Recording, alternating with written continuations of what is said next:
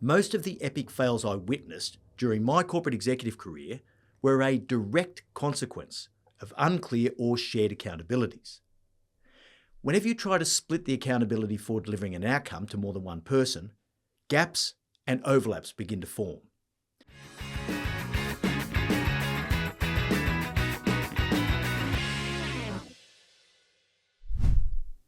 Welcome to Moments with Marty, your short, sharp shot of leadership insight to help you to stay on track between our weekly episodes of the No Bullshit Leadership podcast.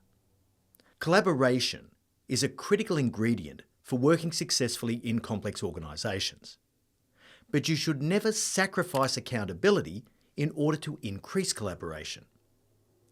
When you don't structure your team's work program around single point accountability, it's really hard to know who's doing what.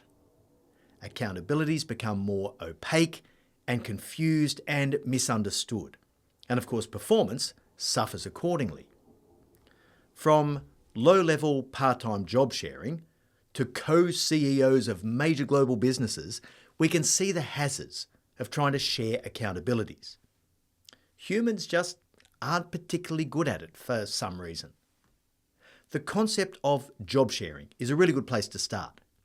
Now, theoretically, accountability rests with the role, not with the individual. So it should be pretty easy to execute a job sharing arrangement successfully, right? It's a single role where the accountability lies with whichever individual happens to be performing it on any given day.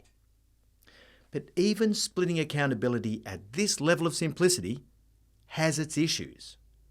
For a start, there are two people who ultimately have to agree on any decision. Failing that, it's just going to be a case of the more dominant person getting their way every time.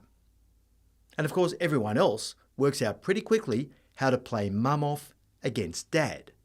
Now by that, I mean that people are going to start thinking, well, I need an answer on this issue, but M's a real hard ass. So I'm going to wait until Thursday because Marty's going to be in the role then, and I've got a way better chance of convincing him. You see, even with clearly allocated accountabilities, job sharing still requires a level of consensus. And it also weakens performance standards. Now just think about the practicalities of working out who is performing and who isn't. When an awesome result is achieved by the two people in a single role, you'd have to wonder, did one of those individuals get a free ride? And when a disaster occurs, you'd have to wonder, where did that breakdown really occur? Now that's just managing accountabilities with two people in the same role. So you can imagine how confusing it is to split accountabilities between multiple roles.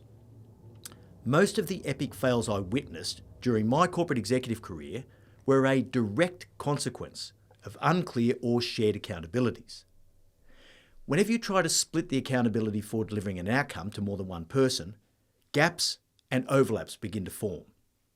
It's an inevitable consequence of shared accountability.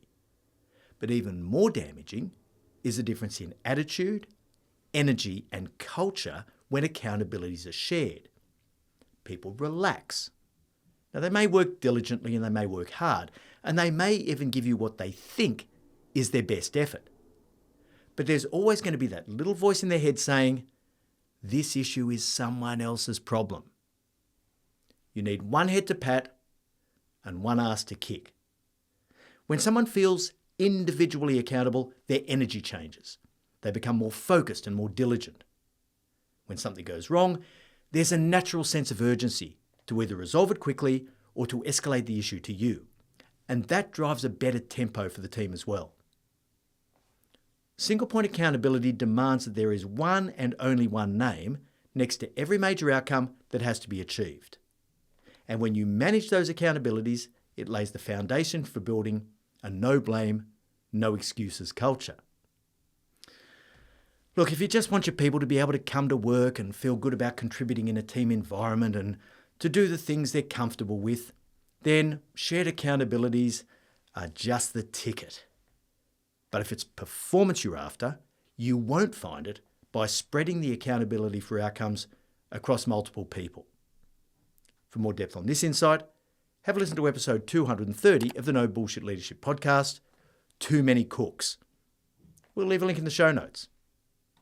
I really hope you enjoyed this moment and that gives you that extra little spark to be a no bullshit leader.